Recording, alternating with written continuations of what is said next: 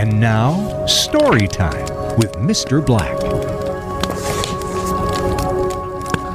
I heard this story secondhand from another person. The gentleman said, I was at the corner grocery store buying some early potatoes. I noticed a small boy, delicate of bone and feature, ragged but clean, hungrily apprising a basket of freshly picked green peas. I paid for my potatoes, but was also drawn to the display of fresh green peas. I'm a pushover for cream peas and new potatoes. Pondering the peas, I couldn't help overhearing the conversation between Mr. Miller, the store owner, and the ragged boy next to me. Hello, Barry. How are you today? Hello, Mr. Miller. Fine, thank you.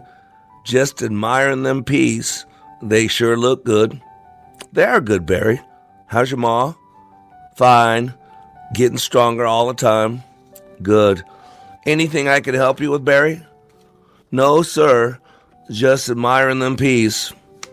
Would you like to take some home, Barry? Asked Mr. Miller. No, sir. Got nothing to pay with them for. Well, do you have something to trade me?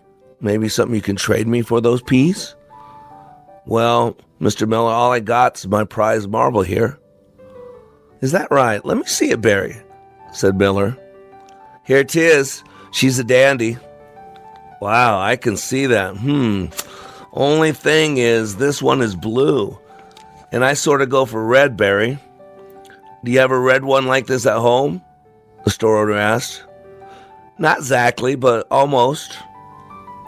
Tell you what, take the sack of peas home with you, and next trip this way, let me look at that red marble, Mr. Miller told the boy.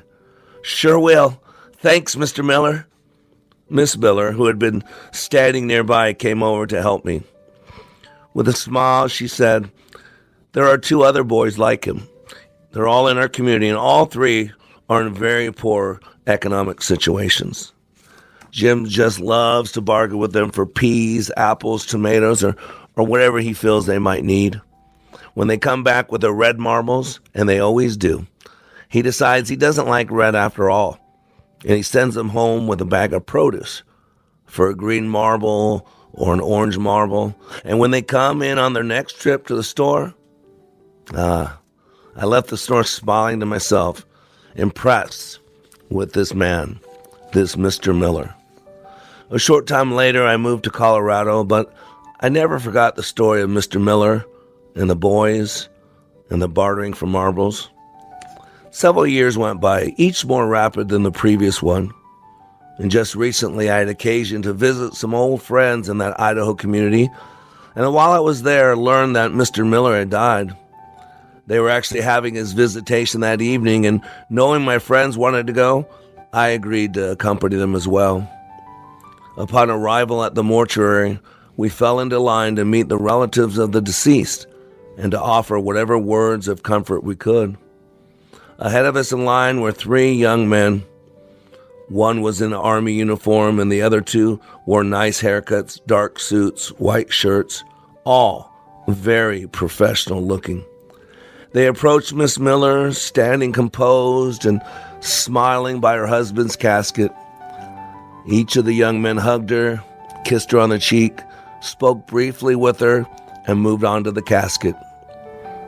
Her misty light blue eyes followed them as one by one each young man stopped briefly and placed his own warm hand over the cold, pale hand in the casket. Each left the mortuary awkwardly, wiping their eyes. Our turn came to meet Miss Miller. I told her who I was, and I reminded her the story from those many years ago and what she had told me about her husband's bartering for marbles. With her eyes glistening, she took my hand and led me to the casket. Those young men who just left, they were the boys I was telling you about. They just told me how they appreciated the things Jim traded them. Now at last, when Jim could not change his mind about color or size, they came to pay their debt. We've never had a great deal of wealth of this world, she confided, but right now Jim would consider himself the richest man in Idaho. With loving gentleness, she lifted the lifeless finger of her deceased husband. Resting underneath were 3 exquisitely shining red marbles. See, the gentleman in the story had discernment. Mr. Miller was discernment. He was able to discern the things that were important from the things he had to do to survive. He knew what was important and what was window dressing. He knew what was eternal and what was temporal. See, discernment is the ability to obtain sharp perceptions or to judge well, whether that be psychological, moral, or aesthetic. Discernment has also been defined in the context scientific, normative, and formal.